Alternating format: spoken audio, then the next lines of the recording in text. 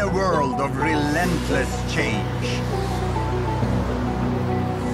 Huge migrations of people to new megacities, filling soaring skyscrapers and vast slums. Ravenous appetites for fuel and food, unpredictable climate change. And all this in a world where the population is still growing. Should we be worried? Should we be scared? How to make sense of it all?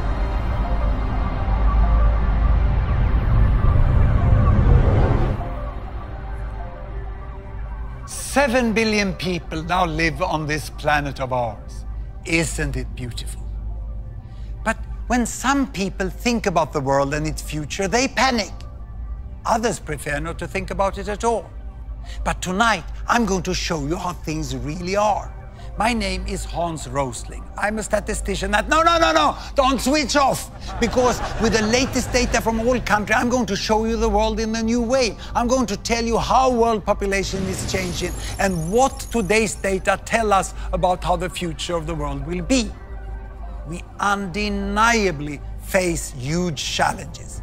But the good news is that the future may not be quite as gloomy and that mankind already is doing better than many of you think.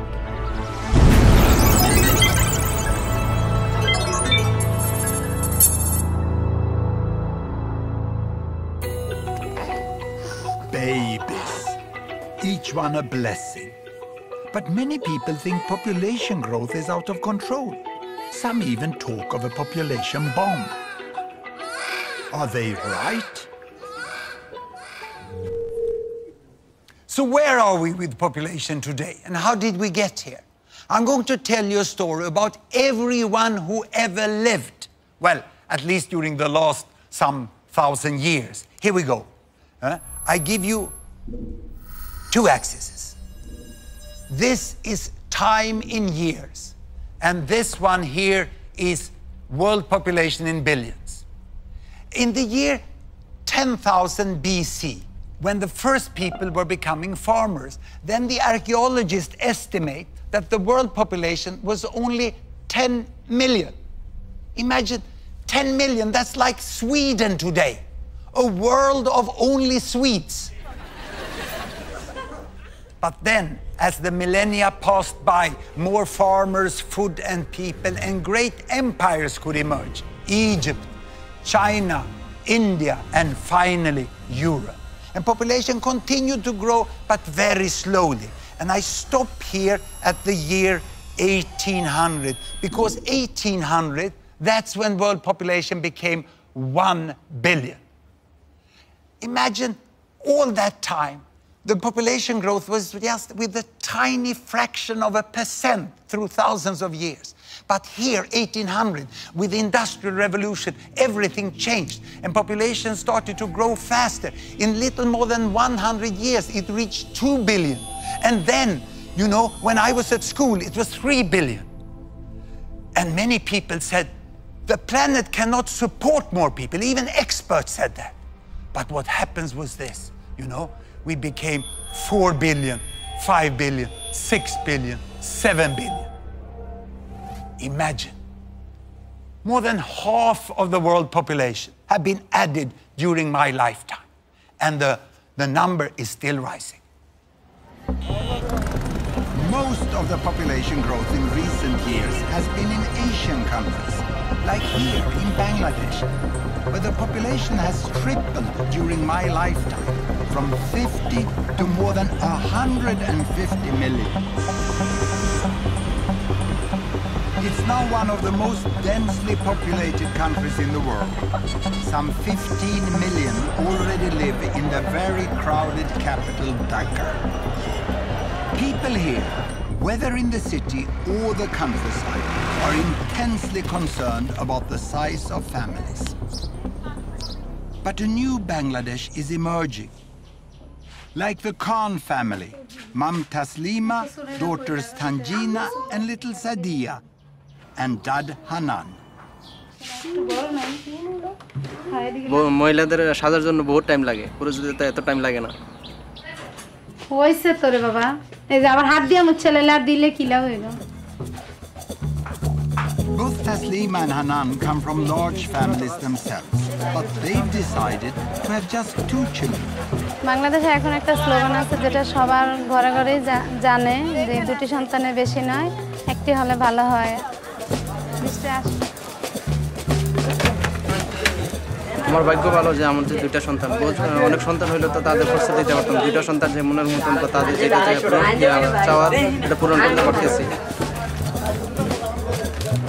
তোমার আর কি? আমার pocket খালি হয়ে গেছে। Taslima and Hanan are part of a cultural shift away from big families. And for Taslima, it's also become a job.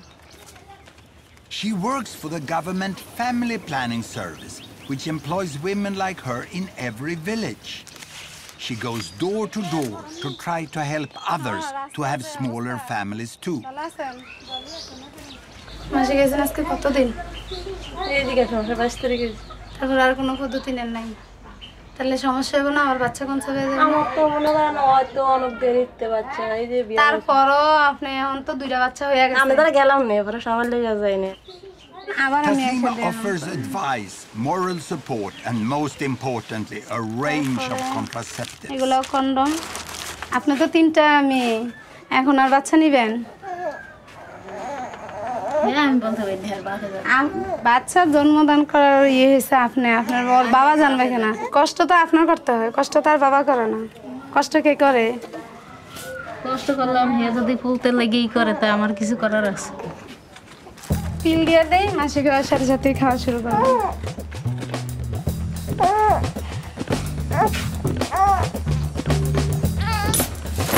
যে অনেক যারা একটু কম শিক্ষিত এরা বুঝতে চায় না, বুঝাতে হয়, অনেক সময় লাগে এই আর কি।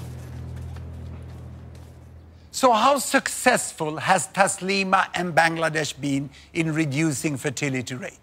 That is, number of babies born per woman. In Sweden, we set up Gapminder Foundation to make the world's data available in a way that everyone can understand. So I can show you the situation in Bangladesh and what has happened. Here, a horizontal axis, babies per woman, all the way from 1 to 2 to 7 to 8. And here, a vertical axis, that is lifespan, life expectancy, how many years a newborn can expect to live, from 30 all the way up to 90. Now, we start in 1972, a very important year for Bangladesh, the first full year of independence. That year, Bangladesh was over there, and they had on average 7 babies per woman, and lifespan was less than 50 years. So what has happened after independence? Have life become longer in Bangladesh? Have children become fewer? Here is the data. I start Bangladesh. Indeed, you know, life is getting longer and babies fewer, 6, 5, and life even longer, 4, 3, and they land now almost to 2. It's 2.2, and the lifespan is 70. It's absolutely amazing.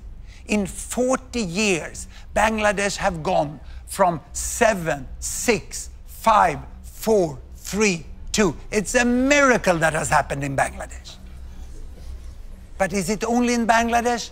Well, I'll show you the whole world. I will go back 50 years in time to 1963.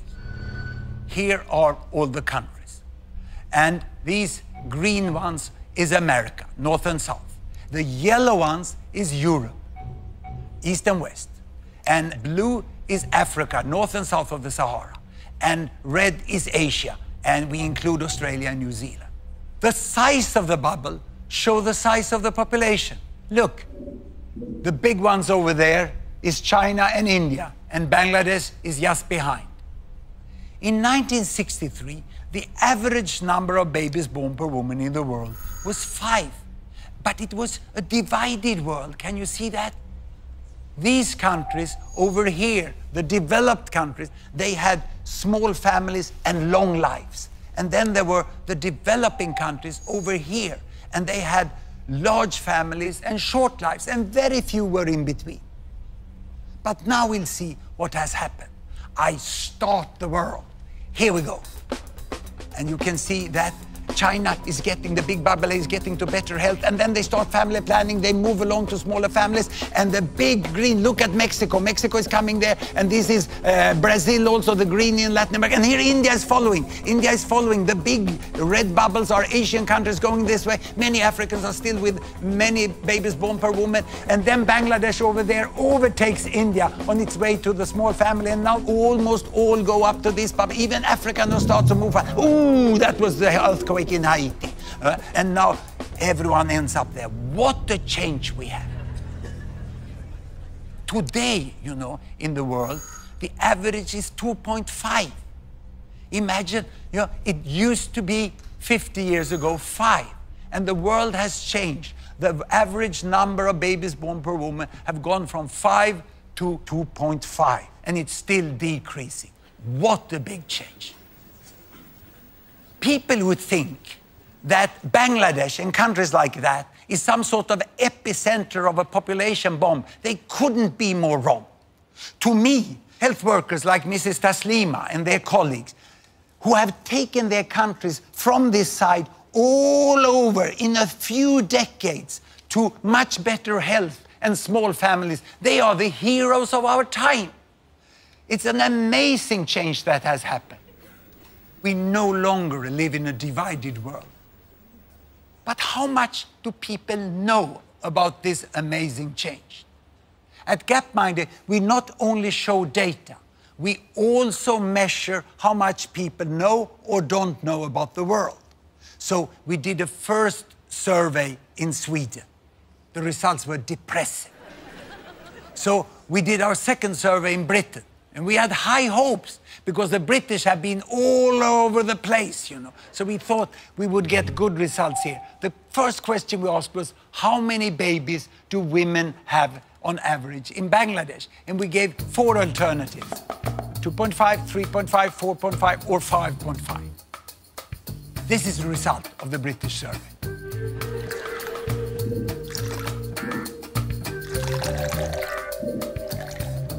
But you know the right answer.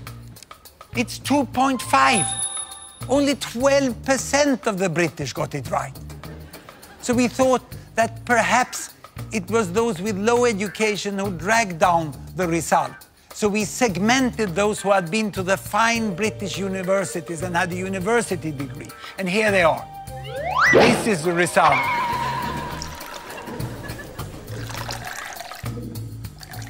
If anything, worse. So now you may conclude that the British lack knowledge about the world. What if I would have asked this chap and his friends? I would have written the different answers on bananas and let them pick 1 banana each, you know. This result I would get. Of course, chimps know nothing about Bangladesh.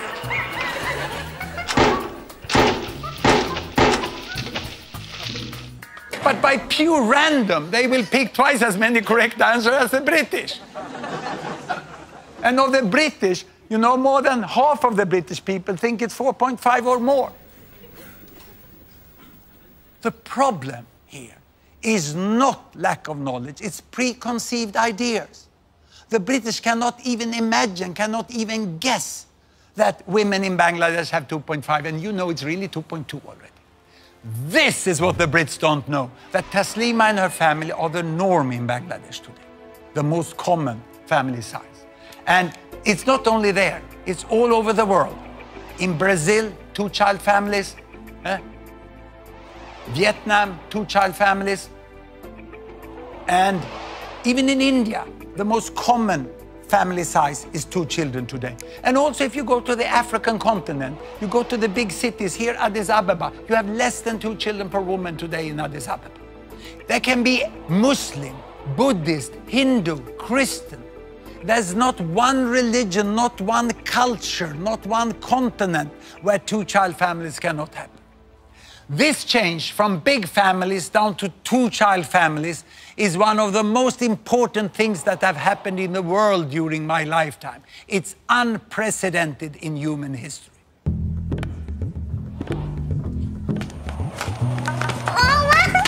Here we are, back in Bangladesh. Let's find the reasons behind this historic and continuing shift from large to small families.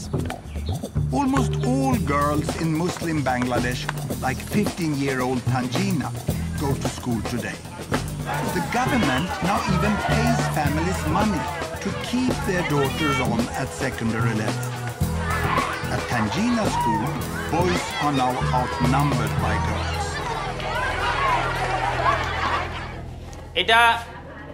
এটা কি পরিবার? এদের খাদ্যের অভাব হবে? আর এদের You could hardly miss the point of this lesson. বাসস্থানের অভাব পড়বে? এটা কি পরিবার? এদের কি সমস্যা হবে? Education is effective, and there are also new opportunities for Bangladeshi women. Despite continuing inequalities, there are more jobs, and Tanjina is aiming high. আমার স্কুল যেতে খুব ভালো লাগে। আমাদের মায়েদের সময়ে তখন অনেক তাড়াতাড়ি বিয়ে হয়ে যেত, তারা লেখাপড়ার সুযোগ পেত না। কেবল আশা, আমরা এই সম্বন্ধে অনেক আশা করতে পারি যে আমরা ডাক্তার হব, ইঞ্জিনিয়ার হব। More and more young women here are seeing how different things could be for them. তোমরা 17 বছরের বয়সে কি করে বিয়ে করছো যে আমি এটা ভাবতেও পারি না। আমি তো 2 বছরের পরে এটা কিছুতেই সম্ভব না, এত তাড়াতাড়ি বিয়ে। তখন বুঝি নেই, ভুল করছি। এখন তো মানুষ ভুল করে না। তো তোমার কত বছরে তোমার চিন্তা ধরো যে বিয়ে শাদীর চিন্তা ভাবনা? 25 বছর। পড়াশোনা শেষ করে একটা চাকরি, ডাক্তার হয়ে তারপরে। ভালো বুদ্ধি আছে তোমার। ভালো বুদ্ধি আছে। It's wonderful to see Taslima so full of hope for a bright future for her 2 daughters. But one essential transformation underpins the change in Bangladesh. It's a dramatic improvement in child survival.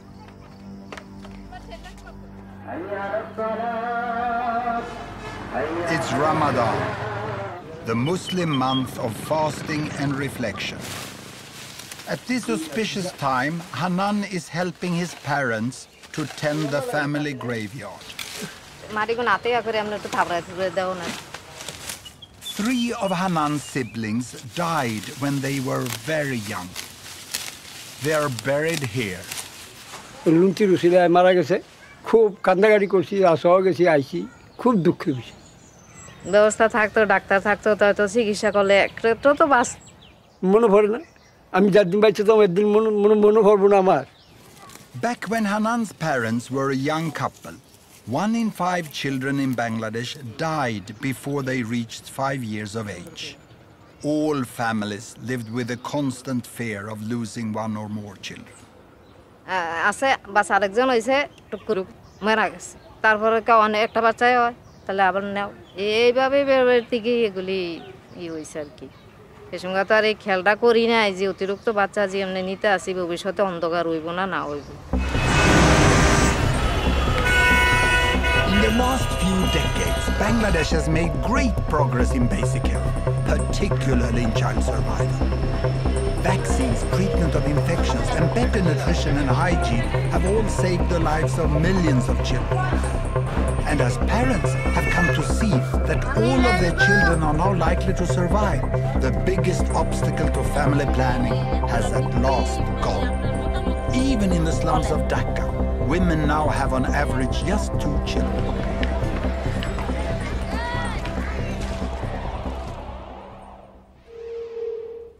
Child survival drives everything. Let's go back into history. Why did the world population grow so slowly before 1800? Well, throughout history, all historical records show us that on average, 2 parents got more or less 6 children. But that looks as a very fast population growth.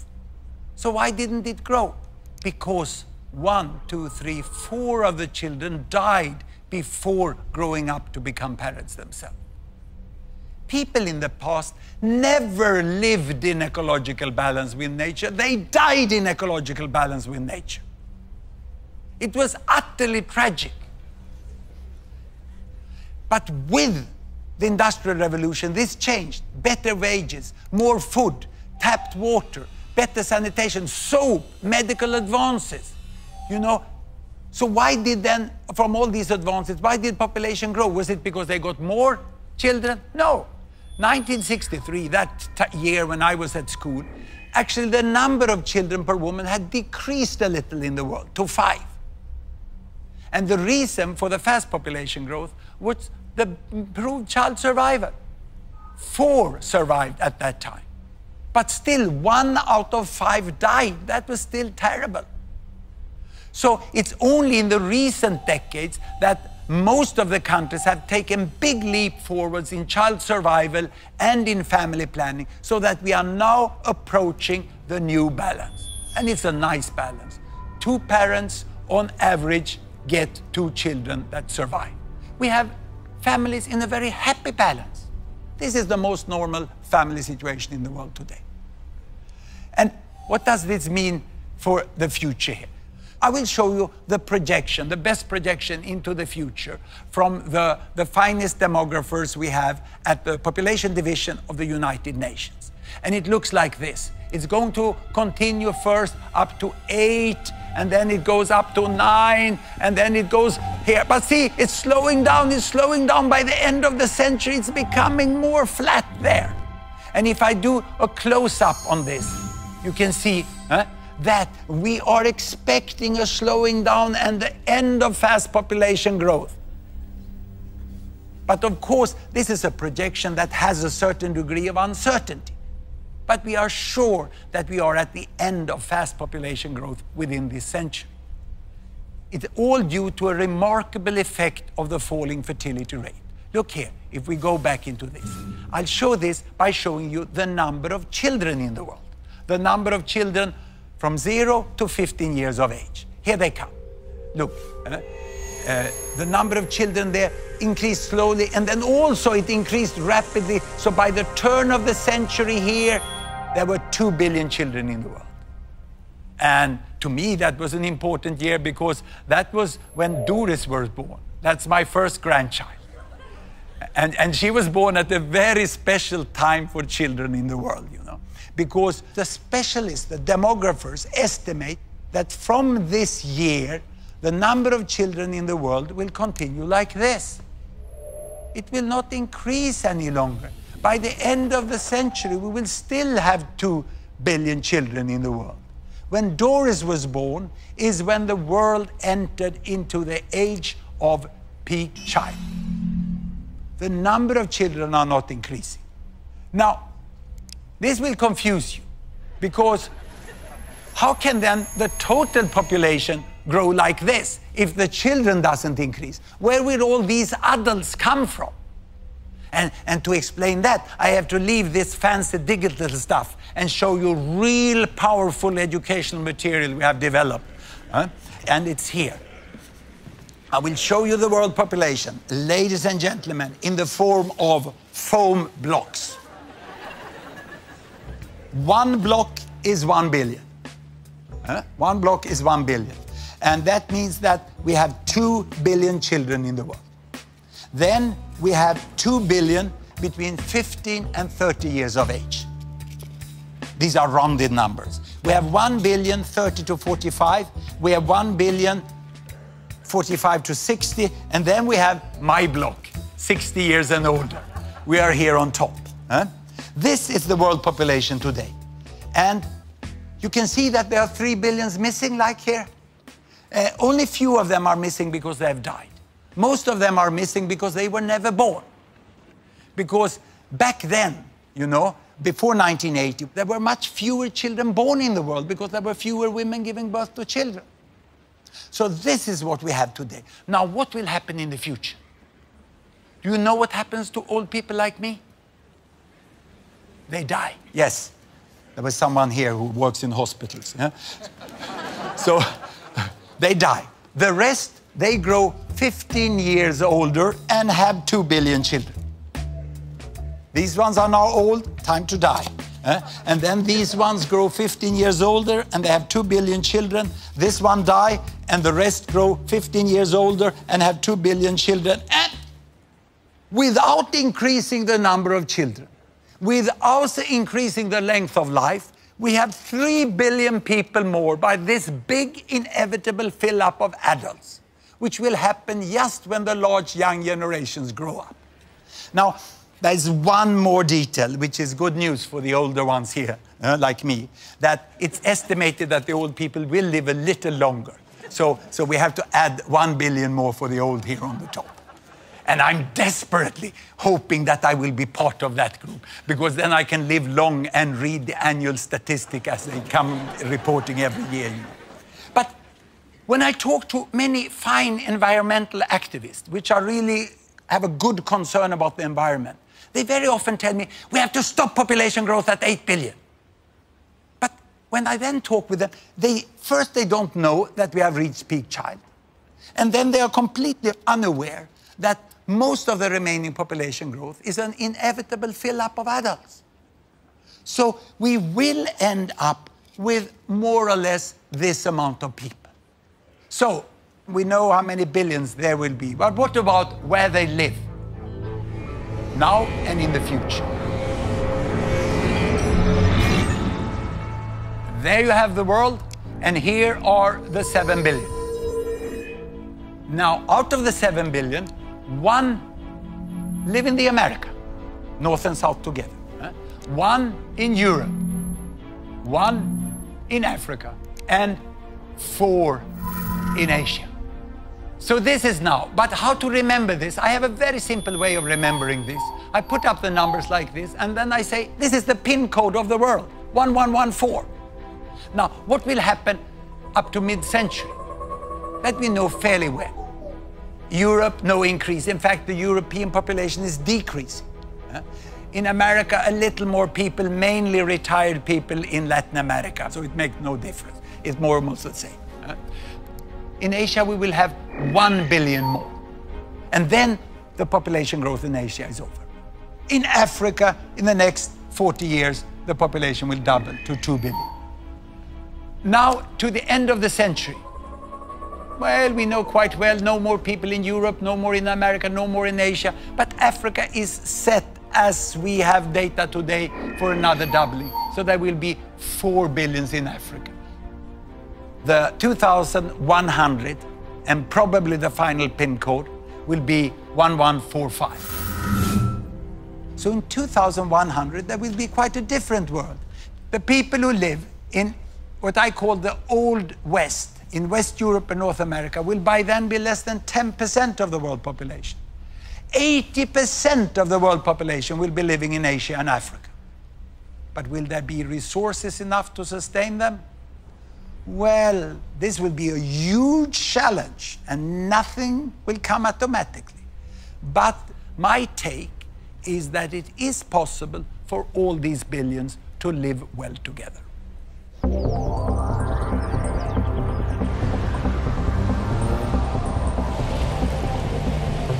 Certainly, it's easy to see the potential for a prosperous and peaceful Asia with 5 billion people. Japan, South Korea, and others are already rich. Following them on the road to wealth are larger and larger parts of China, India, Indonesia, and many other Asian countries. Even in poorer Asian countries, more and more are getting a decent life. But what about a future Africa of as much as 4 billion? Won't most of them be living in terrible poverty? I have seen extreme poverty in Africa. 30 years ago, I spent the 2 most intense years of my life working as medical doctor in one of the poorest countries, Mozambique, on the east coast of Africa. Mozambique had just become independent after a long war against the colonial power Portugal. And my job was to be one of 2 doctors, we were both foreigners, for 300,000 people. And this was the hospital. My wife was also there working as a midwife. This is the entire staff of the hospital. Those with white coats had the chance during the colonial period to get a professional training of at least 1 year. The others, many of them, couldn't even read and write. But they all worked with such dedication and motivation.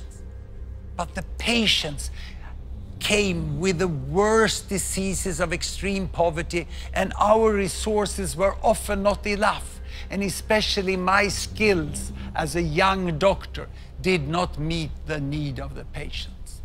Mozambique is still today a very poor country, but things have improved immensely since I was there 30 years ago.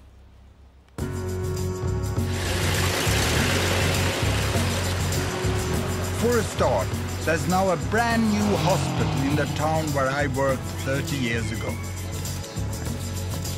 The new, much bigger hospital has 15 doctors, and 11 of them are Mozambicans. All the staff are now well trained.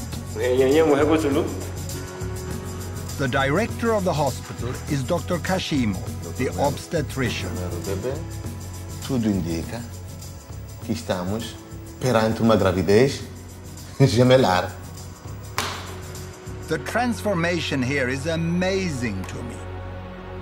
Temos o serviço de urgência, de pediatria e cirurgia e ortopedia. Hoje temos grandes laboratórios, as farmácias que funcionam 24 horas. They routinely save women in childbirth with cesareans, something that was impossible when I was there. Isso hoje em dia nós é possível fazermos cá, com uma equipa que está formada e com bloco operatório com essas condições, que está equipado igual que bloco operatório que está em qualquer lugar do mundo. Everything has improved so much. Those born in Mozambique today should have a much brighter future.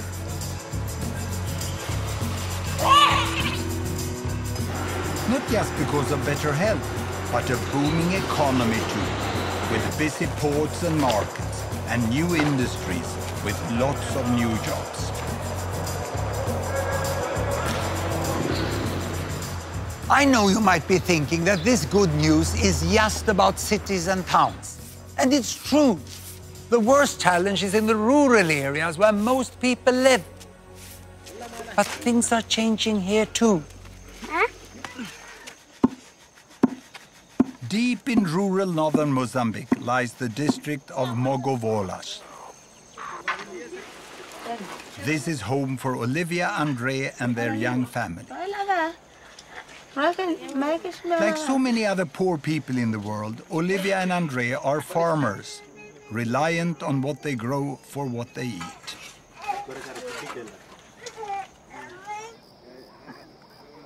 It's 4 a.m. and the day's tasks beckon.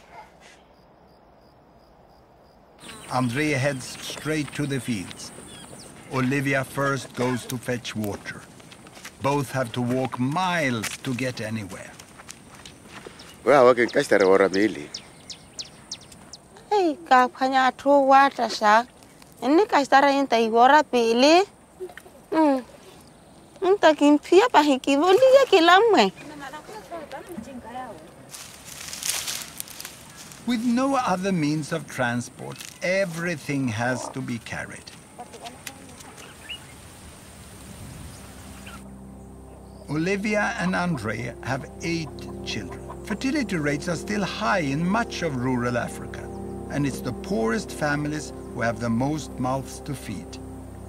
Anything this family can spare, they'll sell. Mi kirero o sofereri masikino lima pe wakule purututu masivali wakule purututu ne nkimpanyere tu parawera permenu shikiwe he opanya mzuruku wawera kitihe kabana na akalaba. Yet economic growth is slowly trickling into the countryside. Empagela kitenka kichapele nonela ki kivandriya kataru. Now Andre has set his sights on one thing he believes will change everything. Pankerero vela kina mochela weta mahoi kana chinke.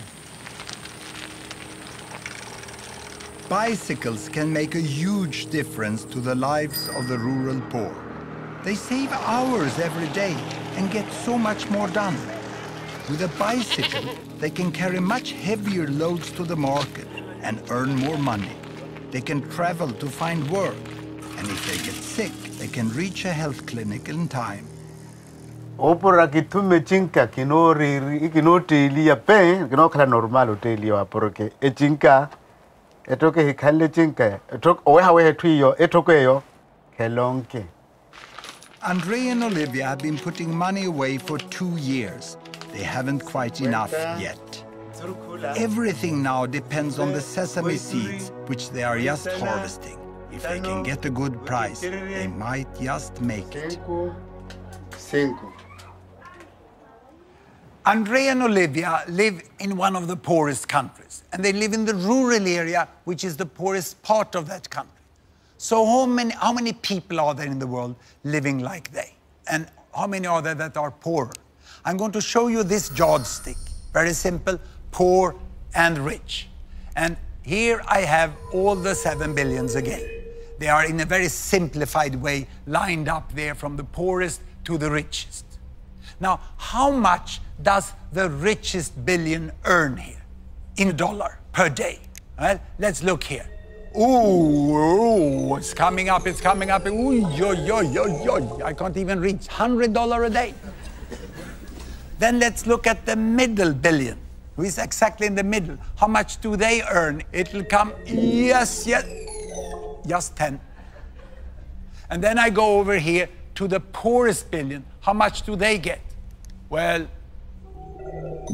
just 1. This is the difference of the world today. And the economists, they draw a line which they call the line for extreme poverty, a little above $1.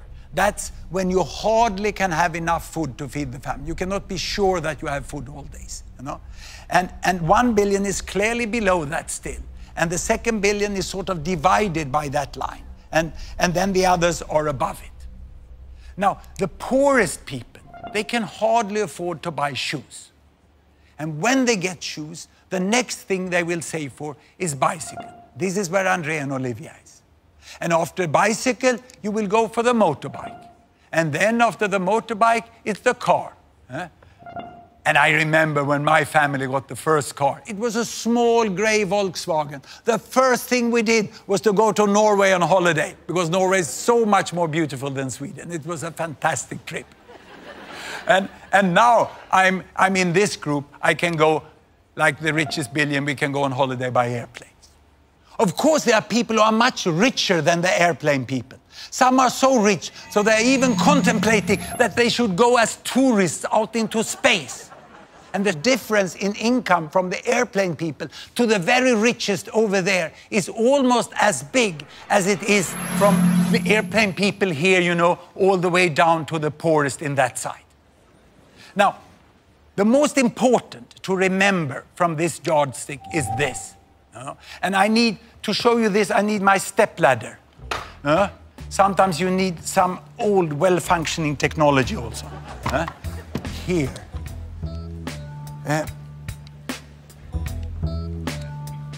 I can only reach up. Here they are. Now I'm at the top. The problem for us living on $100 a day is that when we look down on those who have $10 or $1, they look equally poor. We can't see the difference. It looks as if everyone is living on the same amount of money. And they say, oh, they are all poor. No, I can assure you, because I've met and talked with people who live down here, and I can assure you that the people down here, they know very well how much better life would be if they would move from $1 to $10, 10 times as much income. This is a huge difference, you know.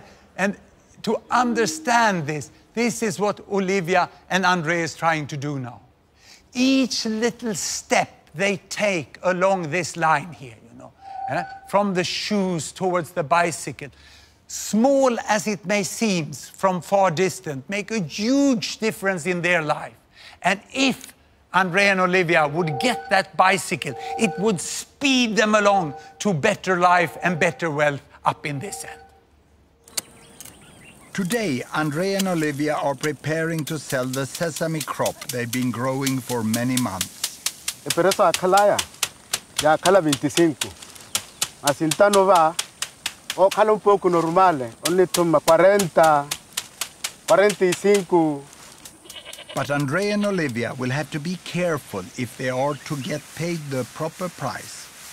No kala no shuti hiya twale, to kwale venda ya ro kunyale iwe. Bali balansa tsa bale water wa no ro bale tsoli kana. Aha na thukwa ka shininya le bantsuwela ya vo. Akora pizzari 10 kilo. Vale ro khuma ba balansa vale hiye ni pizza andre. Balansa hu. Enro khuma vale 30 awoito. Andre is going to do the selling. And for the last time, he hopes, he has to get help to transport the crop to market. Andre now needs to keep his wits about him. Hey, amigo. The deal is done, and Andre is happy with the price he's got.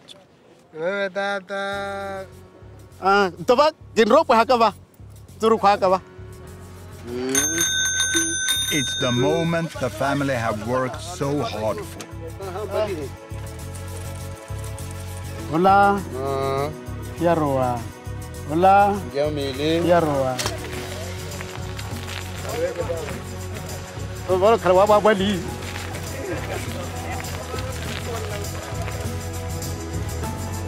Andre's journey to market took all morning to walk. Now, in less than an hour, he can ride home.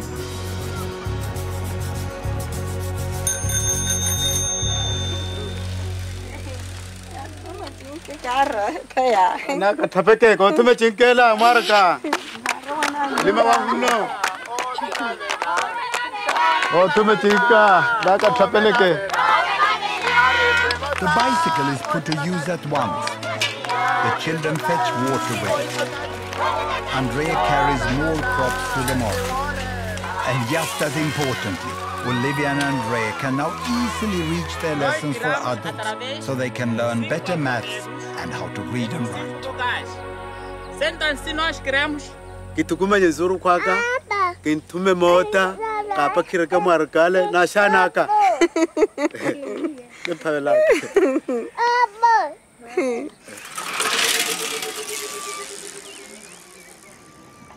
It's so great to see Olivia and Andre pedaling their way out of extreme poverty. And they use the bicycle to go to literacy classes. Education is so important for the progress of people and nations. But how many know what has really happened with education in the world? Time for the Great British Ignorance Survey again. Here we go. We asked what % of adults in the world today are literate, can read and write. Can I ask the audience? How many guess 20%? Hands up. 40%? 60%? And 80%? This is the result of the British sample.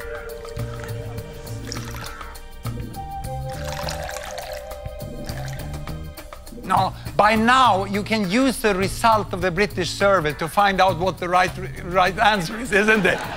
Of course, it's 80% that is the right answer. At least you were clearly better than the British average. Just 80% of the population in the world can read and write today. Literacy is 80%. Actually, the last figure is a little higher. So if I would have compared that with the chimps again, you know? So it's once more, you only get random results from the chimps. But you get 3 times as many correct answers than you get from the British. And now, the university people. Perhaps they know this, or even worse. What on earth are they teaching at British universities? The common view about the world is outdated with several decades. The media have missed to communicate it. But perhaps this is because the world is changing so fast. Ladies and gentlemen, I'm going to give you my all-time favorite graph. I'm going to show you the history of 200 countries during 200 years in less than 1 minute. I have an axis for income. I have an axis for lifespan. I start in 1800, and there are all the countries. And back in 1800, everyone was down in the poor and sick corner. Can you see? Low lifespan, little money. And here comes the effect of the Industrial Revolution. Of course, the countries in West Europe, they are coming to better wealth, but they are not getting much healthier in the beginning. And those under colonial domination doesn't benefit anything in there. They remain there in the sick and poor corner. And now health is improving, health is slowly improving here. It's getting up here, and we are coming into the new century and the terrible First World War, and then the economic recession after that, and then the Second World War. Ooh. And now, independence. And with independence, health is improving faster than it ever did in other countries here. And now starts the fast economic catch-up of China and other Latin American countries. They come on here, you know, and India is following there, and the African countries is also following. It's an amazing change that had happened in the world. You know, in the front here, we have now US and UK, but they're not moving so fast any longer. The fast movers are here in the middle. China is moving very fast to catch up. And Bangladesh, look, Bangladesh is already here, now quite healthy, and now starting with fast economic growth. And Mozambique, yes, Mozambique is back there, but they are now moving fast in the right direction. But all this I show you is country averages. What about people? Have people also got a better life? I'm now going to show you something which makes me very excited as a statistician. I'm going to show you income distribution, the difference between people. And to do that, I take the bubbles back 50 years, and then we are going to look only at money. And to do that, we have to expand and adjust the axis, because the richest is so rich and the poorest is so poor. So this will be a bigger difference than between the countries. And what we do now is that we let the country fall down here, this is United States, and spread to show the range within the country. And I take down all the countries in the Americas. And now you can see from the richest person to the poorest person. And the height here shows you how many there are on each income level. And now let's take down Europe. And on top of that, I'm going to put Africa. And finally, the region with most people, on top of everything, Asia. Now, in 1963, the world was constituted by two humps. First, the richest hump. It's like a camel, isn't it? The first hump here with the richest is mainly Europe and the Americas. And the poorest hump over here is mainly Asia and Africa. And the poverty line was there. Can you see how many people there were in extreme poverty 50 years ago? And most of them were in Asia. And people were saying Asia will never get out of poverty. Exactly as some people are still saying about Africa today. Now, what has happened? I start the world. And you can see that many people are born into poverty here, but Asia goes towards higher income, and 1 billion goes out of extreme poverty this way. And the whole shape of the world changed, and the camel is dead. It's reborn as a dromedary.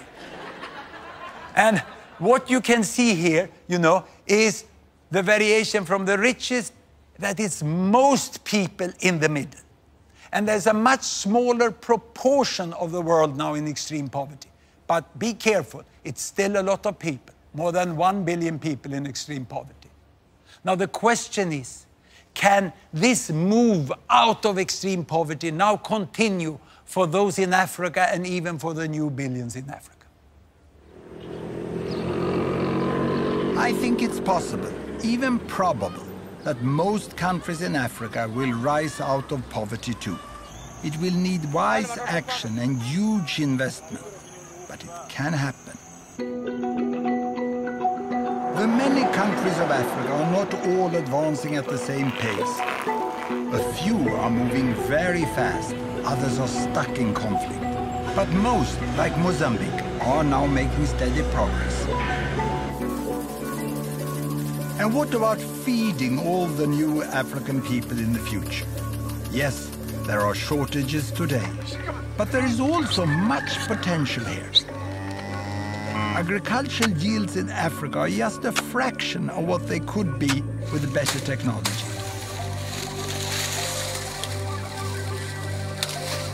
And Africa's rivers are barely tapped for irrigation. One day, Africa could hum with combine harvesters and tractors and grow food for many more billions. And please, don't imagine it's just me who thinks Africa can make it. The United Nations is about to set itself a new official goal, eliminating extreme poverty within 20 years. Everyone understands it's a huge challenge, but I seriously believe it's possible. Imagine if that would happen. Now, what we have seen so far is that the rich end, it moves. And the middle, it moves. But this poorest end is stuck. It's here in extreme poverty we find almost all the illiteracy. Here we find high child mortality and still many babies born per woman. It's like extreme poverty reproduces itself if you don't end it swiftly. But Andre and Olivia and people like them, they work so hard to get away from it. And if they only can get the right help from their government and from the world at large, with things like school, health, vaccines, roads, electricity, contraceptives, then they will manage. But they will mainly manage by their own hard work.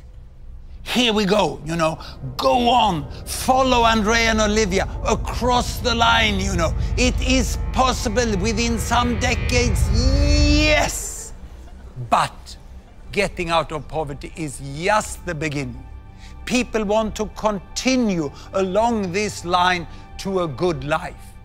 But what does a good life mean? For most people in the world, the good life they are striving for will mean more machines and much more use of energy.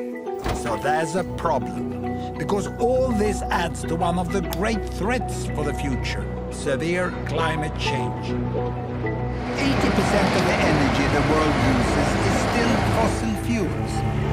And the science shows that the climate may change dramatically in the future because of the carbon dioxide emission from continuing to burn all these fossil fuels. I'm not the best person to tell you how bad climate change will be, nor am I a specialist on how to prevent it. What I can do is to show you data to make you understand who is the one that emits the carbon dioxide. I will show this.